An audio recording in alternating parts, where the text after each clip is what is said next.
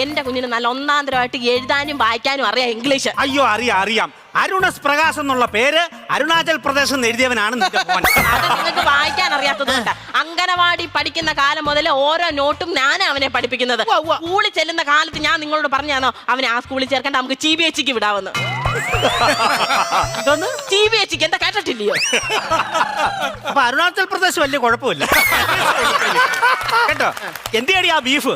ബീഫോ? അവനെ പോത്തൊന്ന് വിളിച്ച് ഞാൻ മടുത്ത്. അങ്ങനൊന്നും എന്റെ കുഞ്ഞിനെ വിളിക്കരുത്. അവസാന സമയത്ത് അവനെ നമുക്ക് കാണത്തുള്ളൂ. അവൻ നമ്മുടെ ക്ലൈമാക്സ് കാണാൻ നിൽക്കുവാന്നോടി അവൻ.